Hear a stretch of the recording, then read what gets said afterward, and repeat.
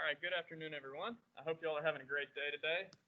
So we've got two presentations today over Chapter 5 and Chapter 6.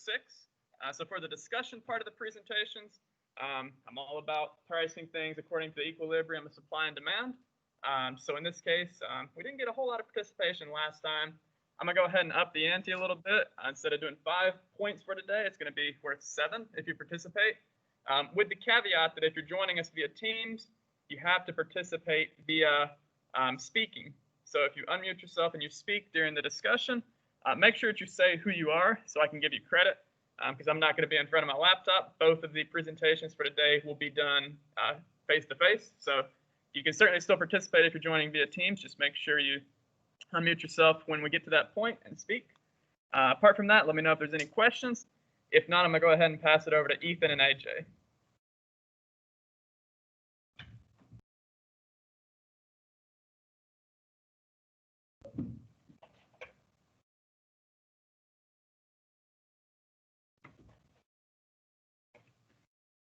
Everyone can see us.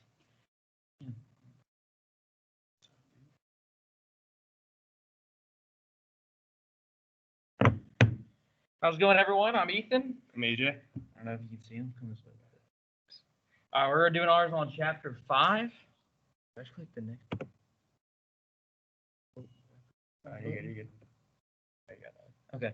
So our main thing for this chapter is going to be many-to-many relationship. So that's kind of how there's one way to think about it is you can think about it of a one-to-many relationship along with another one-to-many relationship. Sometimes that helps people, I guess, think about it more simply. So let's say one person, so like I could have multiple addresses as well as, so like I could have a beach house, I could have a lake home, a normal home.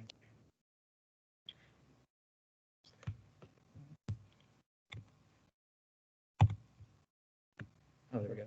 So anyways, so I could have a beach home, a lake home, and a normal home, as well as an address can house multiple people. So like in my own house, like my address back home, it houses, me and my other 2 roommates. So that could be a many-to-many relationship.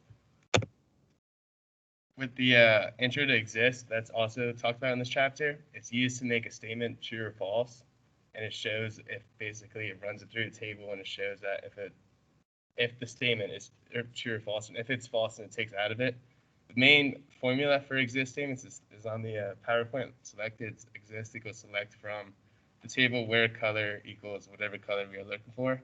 That's the main formula based in the chapter that everyone's supposed to be learning from it.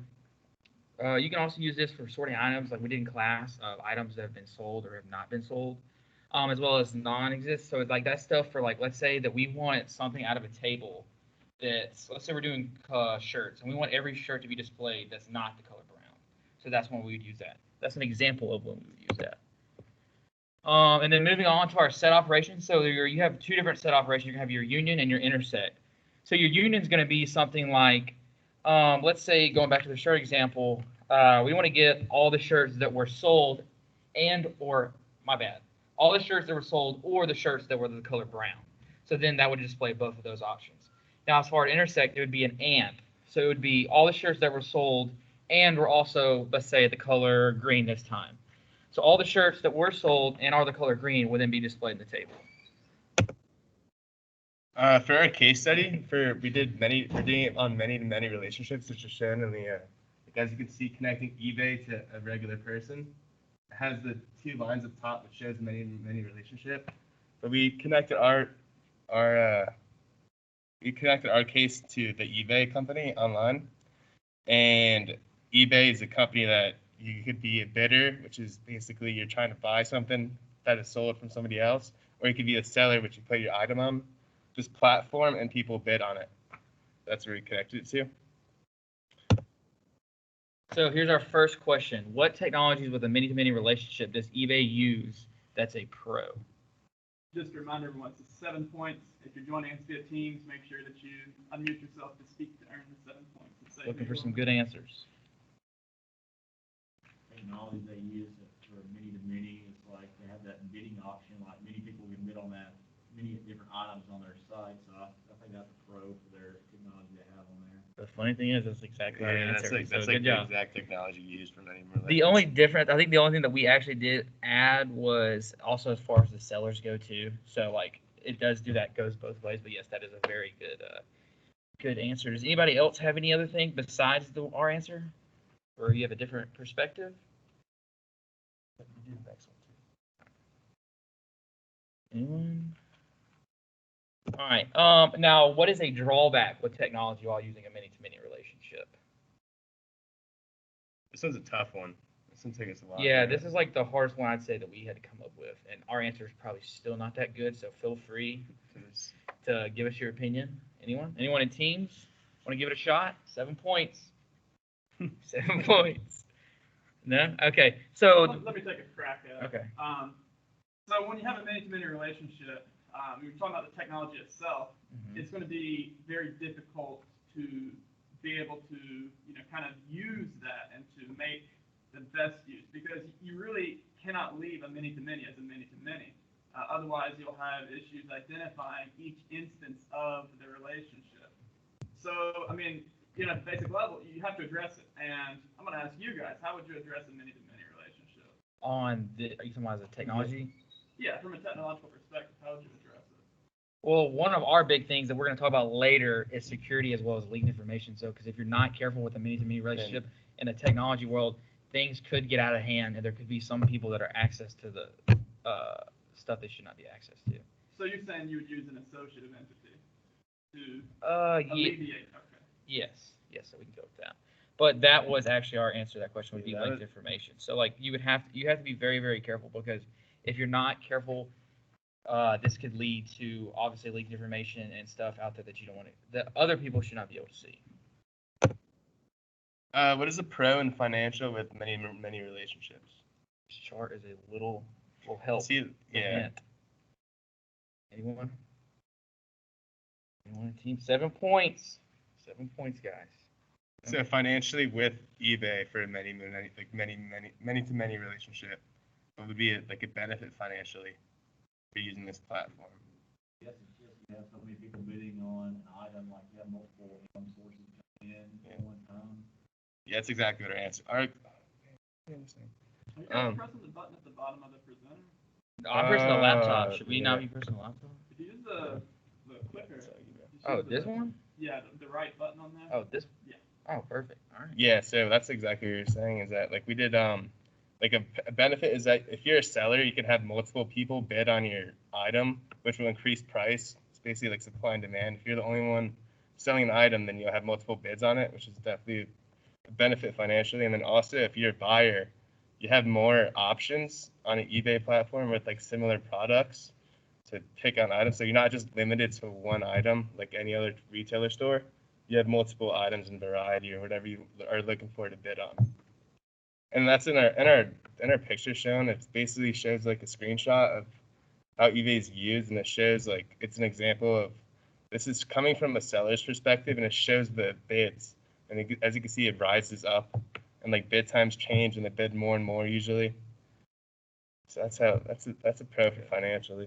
Anyone else want to add anything?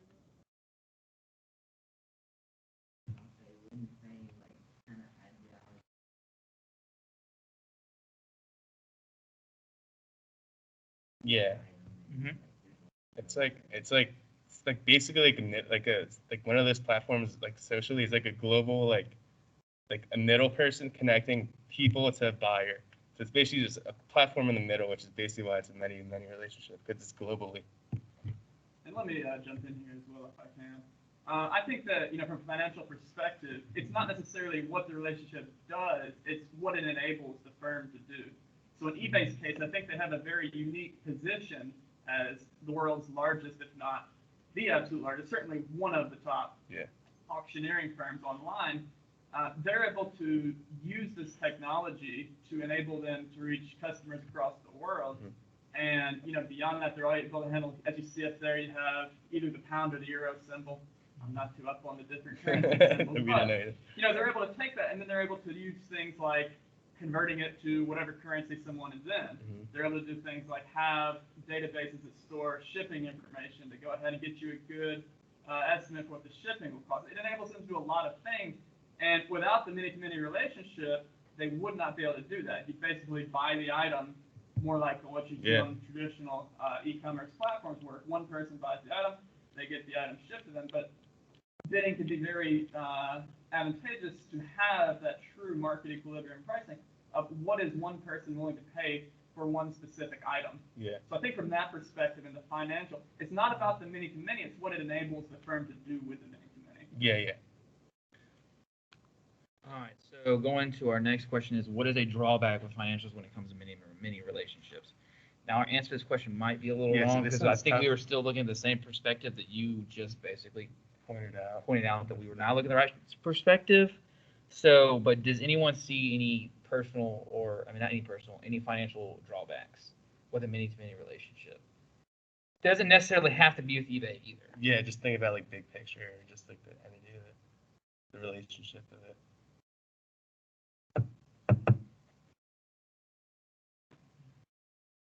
Yeah, it was a tough one. I mean, I mean, We as long thought- as you have multiple, like, many relationships on financial stuff, normally you have like multiple ways, to have like. Yeah, income profit. coming in, or multiple ways to find a source, for somebody to Yeah. sell to or buy to, so. I think with like so many options, all that, it would be difficult to like pinpoint exactly which option is the best to purchase, and like, it could also make it for like customer, or the buyer, like, choose the not wrong. even decide to buy the item. Sure, Mhm. that makes sense. Like maybe Because choose the there's so wrong many thing. options. Mm-hmm. So ours was ours was security, and we kind of talked about that earlier with him with having a associated entity. But one thing that he just mentioned that I would relate back to this as well is a con or a drawback could be, so like we just had the pound, we had the US dollar, and that's what they're kind of using on eBay to like or do the conversions. So like let's say if you're from a country where eBay is trying to get out to, let's say you're in a third world country and eBay's trying to attract people in that area. Well, let's say they don't have that option of your own currency because let's say, because each different country shares different types of currencies. So let's say that they don't have that currency. So in that situation, what do you do? So like, are you supposed to go to a whole separate website to then change your currency into one that's accepted by eBay? I mean, to me, that seems kind of like a big hassle. And, it's kind of, that could be a very bad drawback for eBay if they're not on their game and stuff like that. Yeah. Moving. What is a pro with many relationships as a bidder on eBay? So as a bidder perspective, basically as like a customer, what would be a pro with that? You kind of answered that earlier in this lecture. Yeah. Yeah. Yeah, but we said is that like as a customer trying to buy something, you have more options. So instead of being like limited to any other platform like Facebook Marketplace or just like any retailer store, that's like one item on eBay or like any of those other platforms. You could see multiple options related to what you're looking for. And then going off of what he said, you're talking about Amazon. So like, yes, Amazon does have like the view other buyers, but if you've ever noticed, like it happens sometimes, but the majority of the time, let's say you're trying to buy a laptop. Let's say it's $100, and then you go on Amazon, you say buy from a different seller or whatever. It may go from 100 to 150 to and so on. And then because Amazon's typically the lowest price, and then you have those other ones. So like, yes, that is where, in my opinion, eBay kind of holds a charge there because there's multiple. When you go and sign up for, I don't know if any of you have ever sold anything on eBay. When you put it in, it shows you all the other listings, around the same price, and also tells you the average sale price. So like, in my opinion, that's kind of like how, like, yes, Amazon's a great answer, but like that's kind of like why we chose eBay over. Moving on. What is a drawback with many relationships as a seller, as far as like the people's perspective? Yeah, so as a seller, like what would be one thing that's a con when you're trying to sell something on eBay? Multiple people selling the same item as you, and they might have a better quality item, and they can. Yeah, that's a good one. What we found out is, I got one here. Tate. Tate, yes. I guess from a seller's standpoint, if there's a website that can't handle a lot of bandwidth and many people are trying to get on it to buy it, the website could crash, which would cost you money in the end. Because I know, like when the RTX 3080 just came out, every single website crashed because so many people were trying to buy it. Makes sense. That's a good one. Anybody else? Anyone in Teams other than Tate?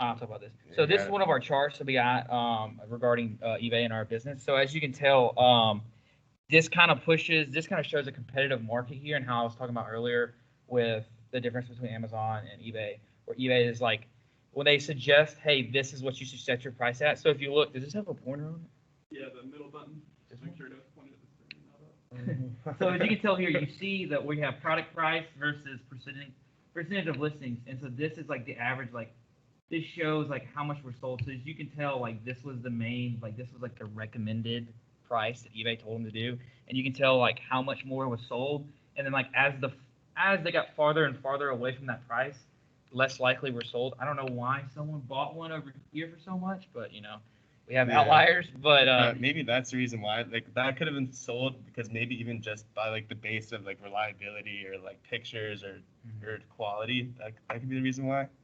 But yeah, it shows basically that like with eBay, it's hard to upsell something when there's multiple items that are the same thing that are sold for a price lower. And that's why like So this many-to-many tough. relationship with eBay drives that competitive market. Now, whether or not that's good or bad for you, I mean, I guess it could be good and bad on both sides, especially as a bidder, because a good competitive market means you're going to get a good price as well as you can still get good quality. Because even though you make a better quality product, you're most likely still going to sell at the same price. Other than that, I think this is our last question. Yeah. So name another many-to-many relationship within the internet. So like eBay, Amazon was one example you gave. Is there another one? Anyone's got? Anyone from Teams? The last question. David, you want to take a stab at it? I don't mean to put you on the spot. Yeah. It's really easy. 7 points. I think an option has. Well, no, it doesn't necessarily have to be Yeah, an it doesn't option. even- We're just talking about yes, but that regards to Just eBay, like anything socially, like Yes. globally, that can connect a person from somewhere else to another person. Like it could literally be anything. Reddit itself. Reddit, exactly. Reddit's a good one. So I'll let you take this one. Yeah, for us, we just did like the Google search engine. Like think about if you're a person using Google, it connects people globally. So somebody could be on Google and look something up and then instantly connect maybe another website, which is somebody owns completely somewhere else. So that's one that we thought of it as a good one. And then you could use it as like Facebook, even like Facebook search engine is a good one. Yeah, Reddit's a good one. Other than that, I think That that's should be it. I think that's the end. Yep. Is there any other questions? Any questions on Teams? Or any questions on Teams? Thank y'all. And don't forget the hand sanitizer.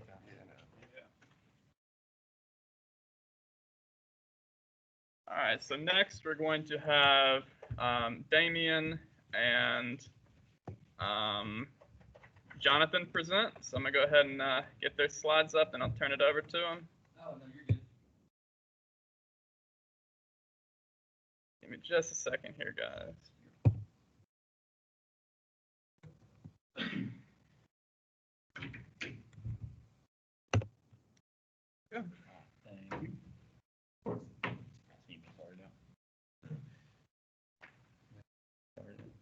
How's everybody doing today?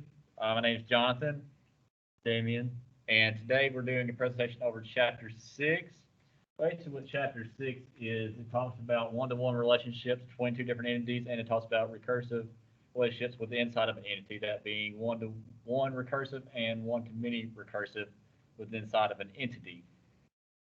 And as you can see right here, the one-to-one is basically like the example I'm going to be using for most of the presentation is kind of like department and a boss in the employee section. It's a one-to-one relationship because most departments only have one boss in the department, and on the one-to-one on the recursive relationship, like we talked in class, monarch type deal where you have like a CEO or something that's really important, you're trying to replace them fast, that way there's no chaos and there's order at all times. There's somebody lined up to make sure they are being replaced to maintain that order and not have chaos. So a one-to-one relationship, it's basically relating to an entity with another entity between each other, but it's also alongside usually like a one-to-many relationship or a many-to-many. I think it's this wire here that keeps, yeah. Gonna back up a little bit. 'Cause I kinda Yeah, I just kind of nudge this one and it kind of does that.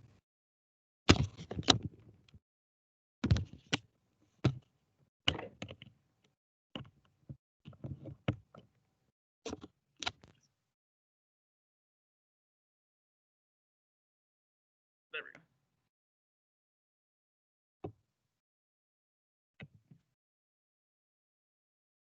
Sorry about this, guys.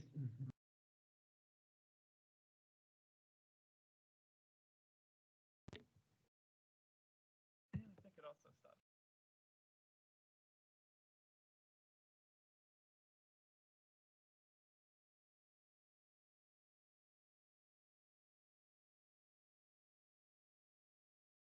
Please just don't touch that cord. I was stay far away from it as possible. But anyway, usually it's a one-to-one relationship. Usually, like penny or something. Well, I just barely touched that. I was just trying to step over here out of the way of the light, and I barely touched that. I don't even think I touched it at that time. If I did, my shirt barely touched it. It's finicky for sure. I was, trying to get over here, get that. Well, how are y'all doing today? Nice fuck now. I've got to.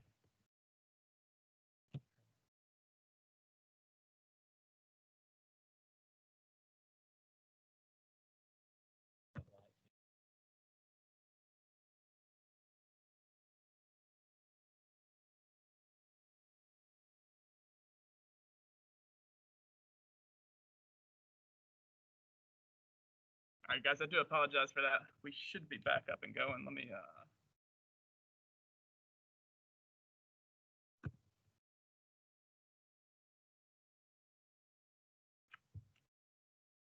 there you go.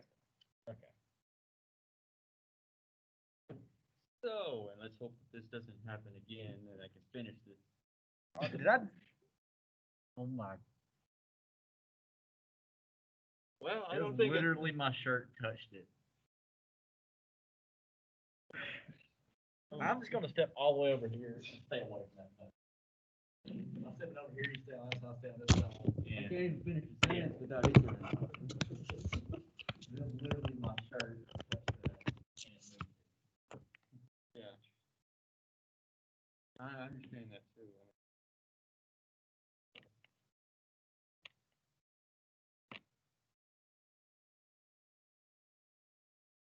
What's wrong with the wire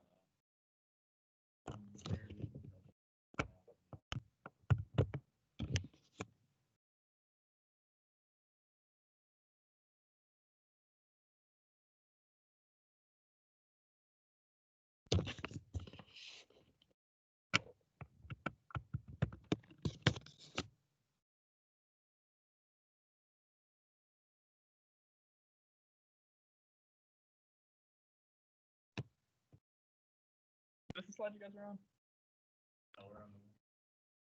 We're still on this one. Gotcha. I haven't even had enough chance to even finish this.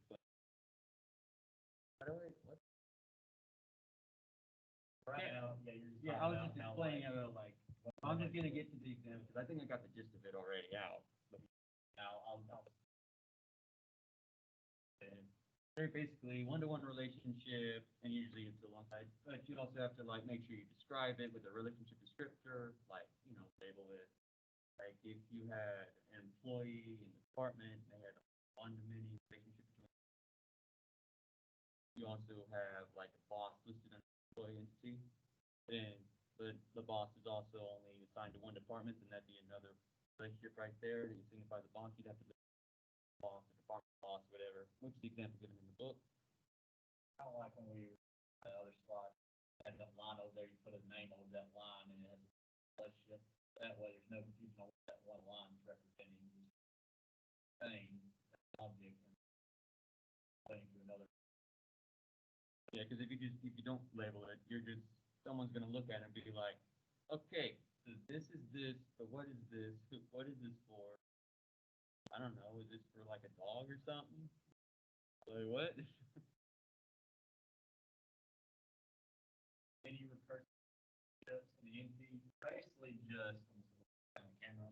But it's basically just kind of like relating one object in an entity in the same entity to another object.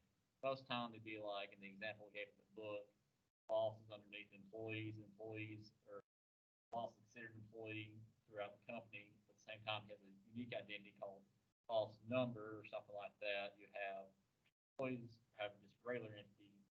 So it relates that object to that object, kind of flowing down, kind of just relating that boss to the employees or something else. So that's the example. That's basically what a one-to-many recursive relationship is, relating an entity to another object. And I also want to point out that you will probably have to label it as well with the relationship descriptor, just so they know what's going on. That way you're kind of line talk out like input box. Yeah. You don't want to have just too many lines all over the place. There's no reason what they're.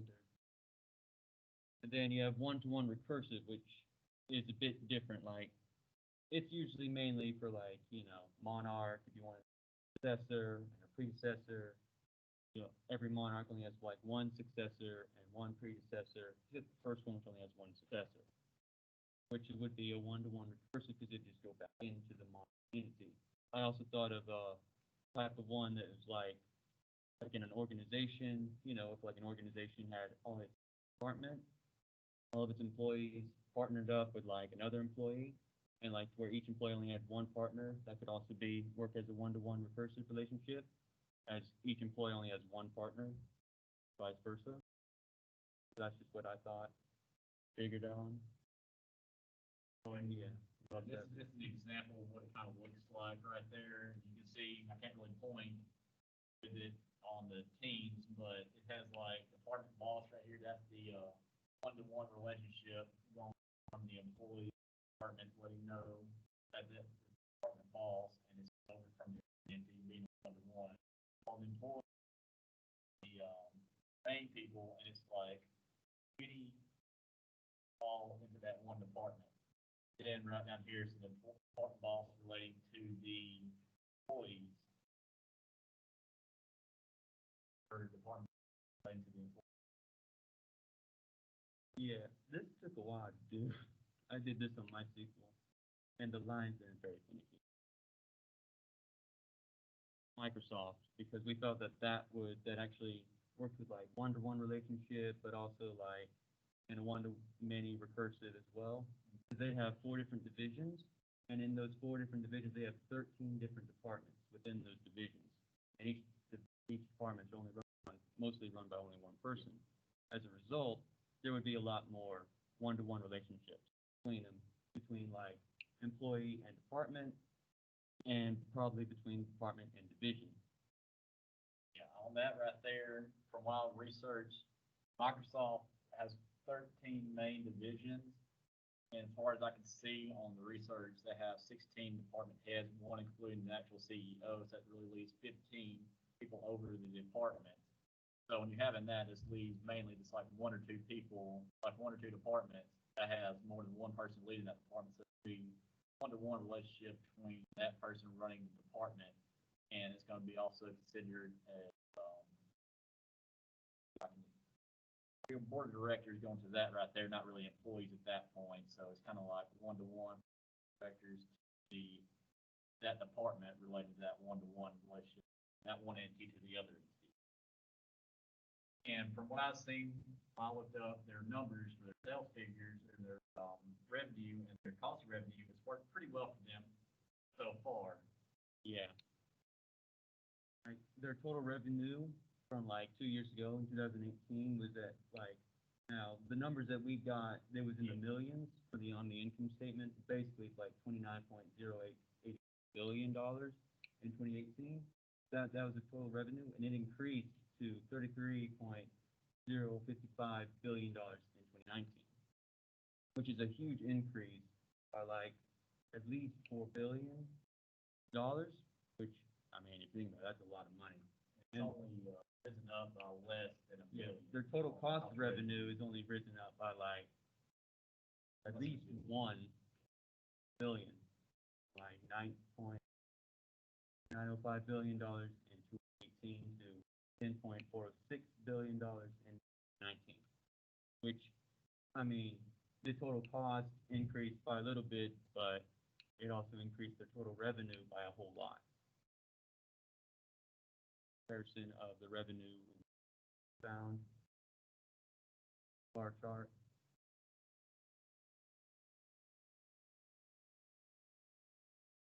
Like 2018 is this color, and then 2019 is this color.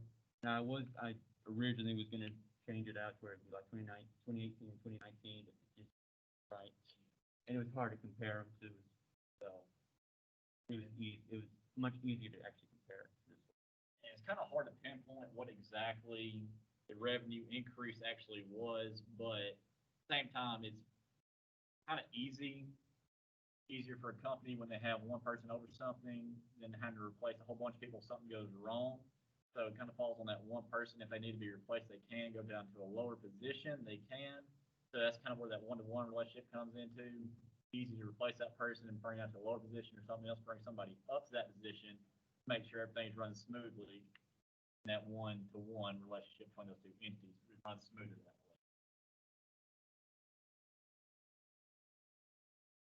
What are some pros of using a one-to-one relationship in a technological perspective? And on our discussion questions, since we're having multiple things we're talking about, we're gonna like one on this one and we're doing the recursive on the rest of them, trying to a little bit of mixture. Yeah. Questions. Anybody think of a pro for the technology?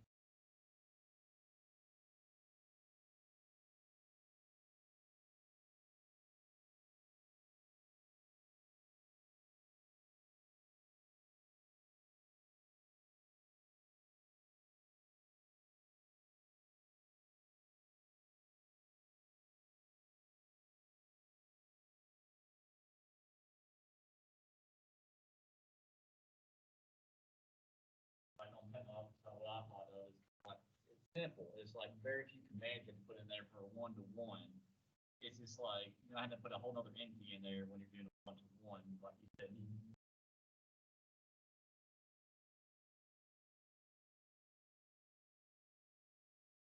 have a top down, not sure on the database. Using a one-to-one relationship in a technological perspective. I don't know. Think about it as they're on a project or something. Like they wouldn't really want to make an app like when you set up, they don't really together.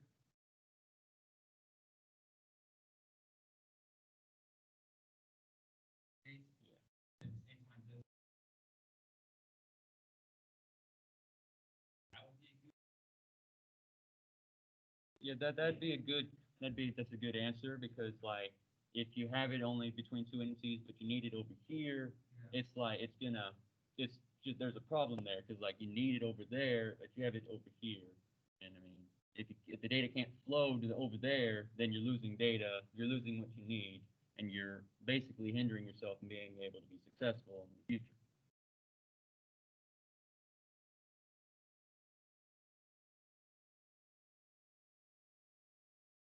Yeah, it wouldn't really work if you have to connect.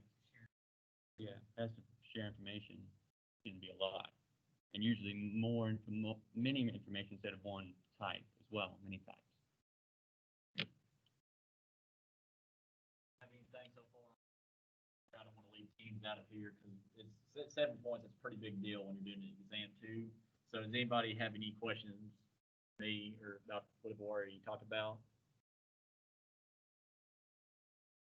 All right, we'll go on to the next slide. What are some pros of using a one-to-many recursive relationship in a financial perspective? Anybody on teams have anything? Let me jump in here. So, from a financial perspective, talking about reducing the cost of our data storage. So, if we can set up a one-to-many recursive relationship within a single entity, means the entity has a relationship with itself. We don't have to form another entity. Form another entity, it makes the data model more complex, makes it harder to work with, and it also increases the storage cost and processing cost. Whereas if we can just put in a nice, good one-to-many recursive relationship, we don't have to add another entity. Just keep the information we have, make everything a lot easier to work with, and overall reduce costs. Probably not by a substantial amount, but if you're talking about a firm with hundreds of millions of observations inside of an entity, it'll definitely be recognizable. Yeah, that's basically what I was gonna say. What Professor Miller just said right there. It cuts down on the cost, and it cuts down on the entities you have within that database, and it just like you said, it's not that much at first, but you have a lot of entities, and you can cut down. Like say you have like 1,000 entities in a database, which is a lot. You cut that down to like 600-700 just by doing one-to-many relationships within that entity. That's going to save a lot of space, and it's going to save a lot of processing power, like Professor Miller just said. And then what are using one-to-many recursive relationship in a financial perspective? Might have anything?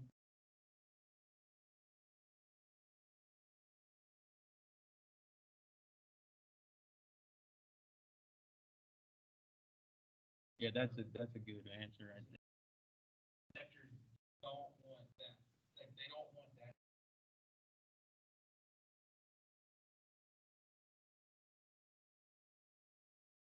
Something like that.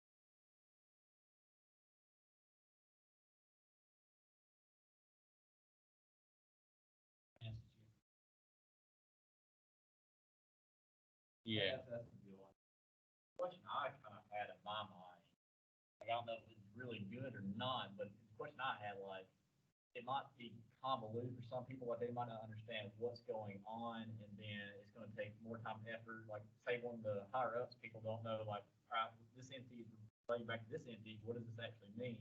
They have to go back in there and spend more time on that database fixing it up when they could have just simply did another associative entity related to get to that entity and save time and resources. They didn't have to do that in the first place. At the same time, though, you can do it though, and it's reasonable. You should do the one recursive because it does save on spend or all the processing power, and it just shrinks down the amount of entities you have within that database.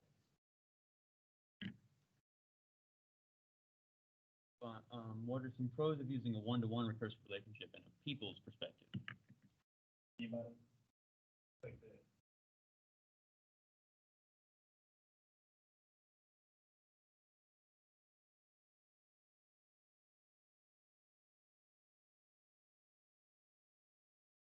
That's basically what I was going on. There's like in a real life situation, it's like you don't want. It's kind of like in a database, like it's that same entity, so it's easier to find, it's easier to connect to most of the time. So like in real life, you don't want to have a boss and then over in another building. You don't want that boss in the same building as you talk to him at all times. Make it easier. Not have one to many inside the same entity. Anyone on Teams want to answer?